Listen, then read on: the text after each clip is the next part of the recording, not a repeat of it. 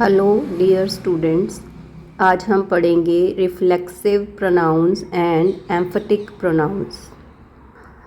ही hurt himself. इस sentence में the pronoun himself functions as an object and it refers back to the same person as the subject। इस sentence में himself जो है वो एक ऑब्जेक्ट है और ये वापस सेम पर्सन की तरफ ही इशारा कर रहा है कि सेम पर्सन ही सब्जेक्ट है। It reflects the subject so to speak and is therefore called reflexive pronoun. इसलिए इसको रिफ्लेक्सिव प्रोनाउन कहा जाता है। कुछ और एग्जाम्पल हैं हमारे पास, जैसे कि I went to Kashmir last year I enjoyed my self.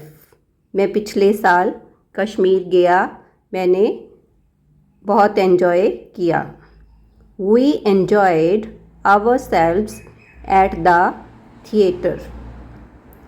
अगला एग्जाम्पल हमारे पास है do not play with the knife.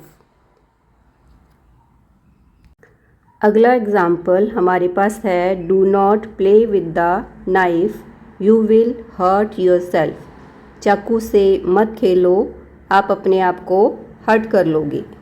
They washed themselves and set down. उन्होंने अपने आप को साफ किया और बैठ गए। आगे हमारे पास कुछ और एग्जाम्पल्स हैं। I myself posted the letter, I posted the letter myself. अब इन दोनों सेंटेंसेस में माई सेल्फ प्रोनाउन है। The pronoun myself emphasizes the fact that I and no one else posted the letter। तो my self को emphasise करते हुए यहाँ पे क्या बताया गया है कि मैंने स्वयं ही लेटर को पोस्ट किया है, किसी और ने नहीं। In such cases, the self pronouns are called emphatic pronouns। तो ऐसे केसेस में सेल्फ प्रोनाउन को एम्फेटिक प्रोनाउन कहा जाता है। यहाँ पे कुछ और एग्जांपल्स हैं। Nobody will do it for us, we must do it ourselves। कोई और हमारे लिए ये नहीं करेगा, हमें स्वयं ही अपने लिए करना होगा। You yourself told me this। आपने स्वयं ही मुझे यह बताया है।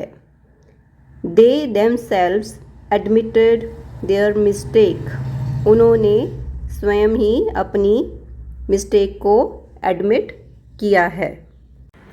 अब आप ये नोटिस करेंगे कि एम्फेटिक प्रोनाउंस को हम छोड़ सकते हैं और फिर भी सेंटेंस में कोई भी ज़्यादा फर्क नहीं पड़ता।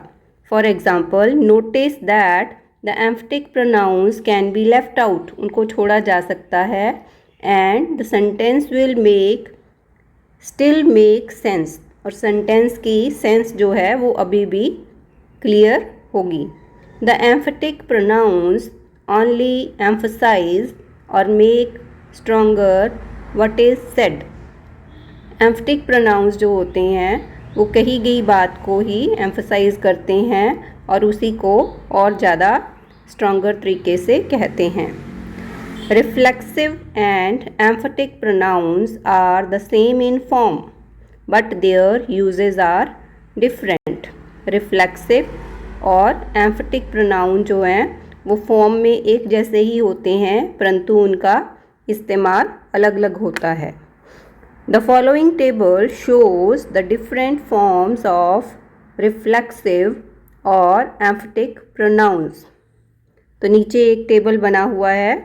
सबसे पहले इसमें नंबर दिए गए हैं। Number means singular and plural. अगर फर्स्ट पर्सन सिंगुलर है तो हमने यूज़ करना है माई सेल्फ, अगर प्लूरल है तो आवर सेल्व्स। इसी तरह से second person singular your self, second person अगर प्लूरल है तो our selves. Third person singular number है तो हिमसेल्फ, हर सेल्फ और इट सेल्फ। देन प्लूरल है तो थर्ड पर्सन देम सेल्व्स। तो ये हमारा आज का प्रोनाउंस का लेसन था, जिसमें हमने रिफ्लेक्सिव और एम्फेटिक प्रोनाउन के बारे में समझा। मुझे उम्मीद है कि आपको अच्छे से समझ आया होगा। थैंक यू, शुक्रिया।